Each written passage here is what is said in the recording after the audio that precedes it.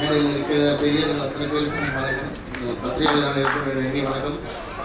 இந்த படக்குழுவினரை பாராட்ட எங்கெங்கிருந்து ஊர்ல இருந்து கிளம்பி இவ்வளோ பேருக்கு கை தட்டி விசில் அடிச்சு கொண்டாதீங்க.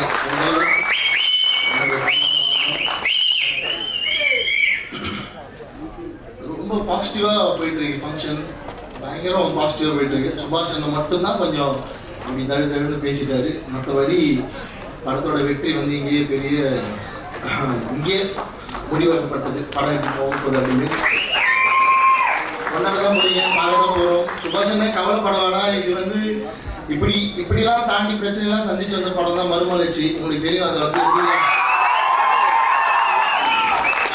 யானை மேல அம்பாரி வச்சு குருவன் எப்படி படத்தை போட்டு தெரியும். ஸோ அடுத்து திரௌபதி நான் சந்திக்கிற பிரச்சனை நான் தனியாக சந்திச்சேன். நீங்களாச்சும் இவ்வளோ பேர் உங்களுக்கு கோபியன் கூட இருந்தாரு, மாரியப்பண்ணன் கூட இருந்தார், நிறைய பேர் இருந்தார். நான் தனியாலாம் திரௌபதியை வந்து சென்சாரில் அவ்வளோ போராடி அந்த ட்ரெயிலர் ரிலீஸ் பண்ணுற அன்றைக்கி வரைக்கும் அந்த க்ரௌட் ஃபண்டிங்கில் அந்த படத்தை கொண்டு வரதுக்கு நான் பட்ட கஷ்டம் அது ஒரு புக்காக எழுதுன கூட பத்தாது, அவ்வளோ கஷ்டப்பட்டுருக்கேன். பட் அதுக்கப்புறம் இவங்க கொடுத்த ரிசல்ட் இருக்குல்ல, அது வேறு மாதிரியான ஒரு ரிசல்ட்டாக. ஸோ அந்த மாதிரி ஒரு திரௌபதி மறுமலர்ச்சிக்கு அப்புறம் வட தமிழ்நாட்டில் வந்து ஒரு பெரிய ஹிட்டாக போகிற படம் காலிச்சு.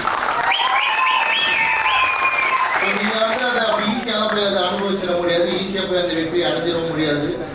இது இங்கே தழுதழ வேண்டிய அவசியம் இல்லை, இது ஆரம்பம் தான். இப்போ தான் ஸ்டார்ட் பண்ணியிருக்கீங்க ஆடியோ லான்ச்சிங் வந்து, இதுக்கப்புறம் தான் ட்ரெய்லர் வெளியே போக போகுது. இது சென்சார் பண்ண ட்ரெய்லர், இது வராது யூடியூப்பில். கண்டிப்பாக வேறு ட்ரெய்லர் வச்சுருப்பாங்க, சாதாரண ஆளுங்க உங்களுக்கு பின்னாடி இல்லைங்க. நான் அப்படி தான் நம்புகிறேன். ஸோ யூடியூப்புக்கு வேறு ஒரு ட்ரெய்லர் வரும், சென்சார் இல்லாத ஒரு ட்ரெய்லர் வரும். ஏன்னா சென்சாரில் கொடுத்த கட்டு அதெல்லாம் எப்படி உங்களுக்கு காட்டணும்.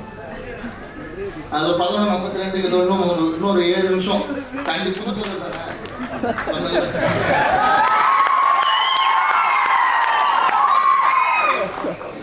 எதுக்கு அதெல்லாம் மறைச்சி வச்சுட்டு ஒளிச்சு வச்சுட்டு சென்சாரில் தானே கட் பண்ணாங்க, ட்ரெய்லரில் காட்டிடலான்னு எல்லாத்தையும் காட்டியிருப்பாங்க. 11:52 அதெல்லாம் பாருங்க.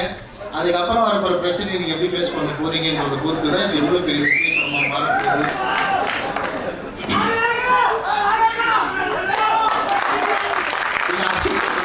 நம்பி தான் தைரியமா பேப்பர்ல கதை எழுதுறது, வேற யாரை நம்பி எழுதுறது. எங்களுக்கு சினிமா ஃபங்க்ஷன் அவார்டு கொடுக்க போறாங்க, ஃபங்க்ஷனு கூட போட மாட்டாங்க எங்களெல்லாம். ஆனால் நீங்கள் கொண்டாடுவீங்கன்னு எங்களுக்கு தெரியும். அப்படி தான் நான் இவ்வளோ தூரம் வந்து நின்றுட்டுருக்கேன். இவ்வளோ வரவேற்பு, ஒரு படம் ரிலீஸ் ஆகிறப்போ அவ்வளோ பெரிய ஓப்பனிங். ஸோ சினிமாக்குள்ளே கண்டிப்பாக கொண்டாட மாட்டாங்க, நான் சொல்லிங்க சொல்லிடுறேன். இந்த படத்தில் ப்ரொடியூஸ் பண்ண சொல்லிடுறேன். பட் மக்களோட கொண்டாட்டம் வேறு மாதிரி இருக்கும். என்ன சொன்னாங்க, ஒரு பெரிய ஹீரோக்கு என்ன ஓப்பனிங் இருக்குமோ அந்த ஓப்பனிங் இந்த படத்துக்கு இருக்கும். இது ஒரு மினிமம் கேரண்டி படம். டிஸ்ட்ரிபியூட்டர்ஸ்க்கு நான் இந்த ஸ்டேஜில் சொல்லிடுறேன், இது ஒரு மினிமம் கேரண்டி படம். தைரியமாக வாங்கி தேட்டரில் போடுங்க. இன்னைக்கு இருக்கிற இந்த சினிமாவில் இதை வரைச்சி இந்த படம் கண்டிப்பாக தீர்த்து ரொம்ப பாசிட்டிவாக இருக்கு. நான் எல்லாமே பேசிட்டாரு பேரரசு சார், புட்டு வச்சுட்டாரு படத்தோட கதை. அவருக்கு தெரியும், அதான் அவ்வளோ நாலேஜ் இருக்கிற ஒரு டைரக்டர் பிரித்து சொல்லிட்டாரு. பெண்களுக்கு கண்டிப்பாக அது ஒரு விழிப்புணர்வு படம். காடு வெட்டின்னு பேர் வச்சுட்டு வேறு என்னென்ன சொல்ல முடியும். காடு வெட்டின்னு பேர் வச்சுட்டு சொல்ல ஏதாவது தப்பாக சொன்னாருன்னா என்ன ஆவாரு சொல்ல. ஸோ இங்கேருந்து இதை ஃபாலோ பண்ணி வரவங்க எல்லாருமே நிச்சயமாக பெண்களுக்கு பாதுகாப்புக்கு விழிப்புணர்வு படமும் பெண்களுக்கு நல்ல விஷயம் சொல்கிற படமாக தான் எடுப்பாங்க. அதுக்கு நான் உத்தரவாதம். ஏன்னா அப்படி தான் எங்களுக்கு காடு வெட்டி கூறியவன் அப்படி தான் சொல்லிட்டு போயிருக்கோம்.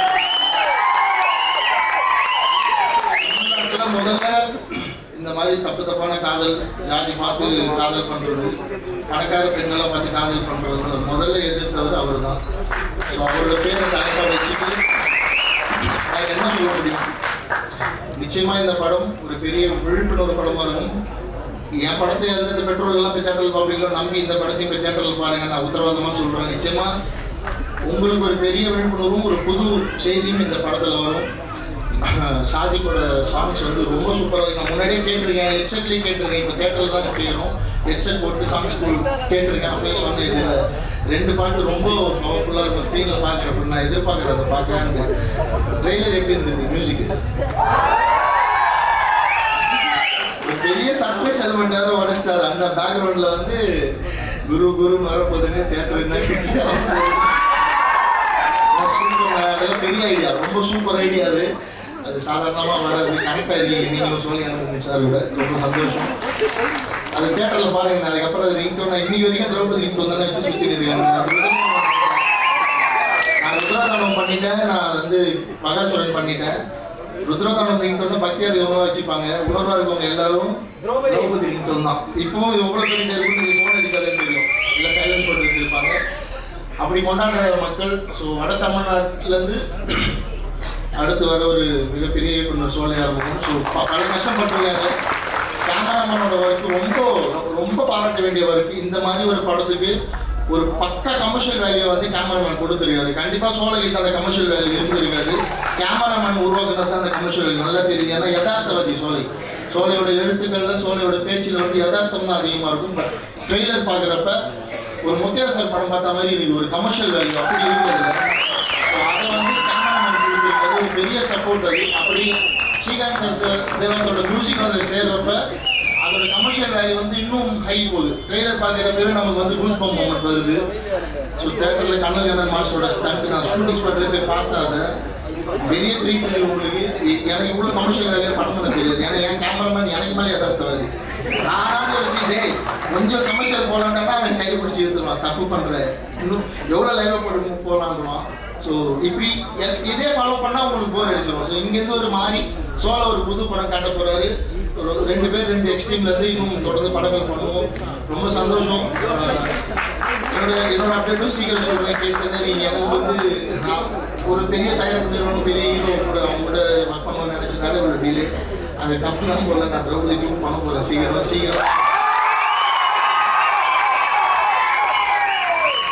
பண்ணிட்டு எப்போ பண்ணுறேன்றது அறிவிப்பு சொல்கிறேன். அதுக்கு முன்னாடி காட்டுவெட்டியை கொண்டாடி முடிங்க. அடுத்த அறிவிப்பு சீக்கிரம்.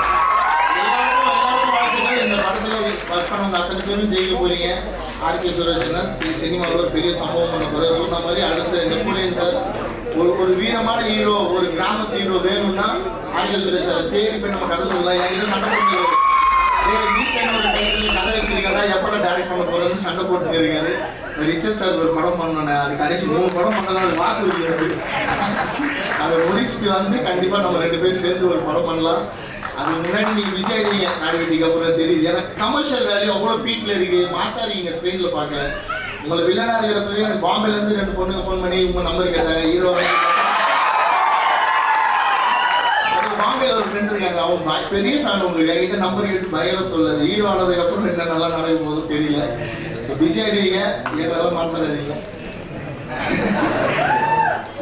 பல தயாரிப்பாளர் இந்த படத்துக்கு இது ஒரு வெளியே தெரியாத ஒரு கூட்டு முயற்சி திரைப்படம். ஏன்னா நான் ரொம்ப 500, 100, 200 வாங்கி திரௌபதி பண்ணதால நான் வெளிப்படையாக கூட்டு முயற்சின்னு சொன்னேன். இந்த படத்தில் ஒரு ரொம்ப பெரிய அமௌண்ட்டாக ஷேர் பண்ணி 10 lakhsக்கு மேலே ஷேர் பண்ணி பல தயாரிப்பாளர்கள் இணைஞ்சி செஞ்ச பணம் வந்து இந்த காடு வெட்டி அவ்வளோ பேருக்குமே நிறைய சோதனைகள் மன உளைச்சல். ஏன்னா ஒரு 4 வருஷம் ஒரு பெரிய அமௌண்ட் முடங்கி இருக்கிறது சின்ன விஷயம் இல்லை. படம் ரிலீஸ்க்கு முன்னாடி இந்த படம் சேட்டலைட் ஓடிடி கண்டிப்பாக வாங்க மாட்டாங்க. ஏன்னா அந்த மாதிரி சம்பவம் தான் பண்ணியிருக்குது. ரிலீஸ்க்கு அப்புறம் இதுக்கான டிமாண்ட் 2 மடங்காக தான் இருக்கும். ஸோ வெயிட் பண்ணி எல்லாரும் சேர்ந்து செலிப்ரேட் பண்ணுங்க. எதுவும் அவசரப்படாதீங்க. வெயிட் பண்ணீங்கன்னா ஒரு பெரிய சக்ஸஸ் இருக்குன்னு சொல்லிட்டு உங்களை நம்பி தான் நானும் சொல்லிட்டு போய் தைரியமாக உட்கார படத்தை ஹிட்டாக வேண்டியது உங்களுக்கு வாழ்க்கை.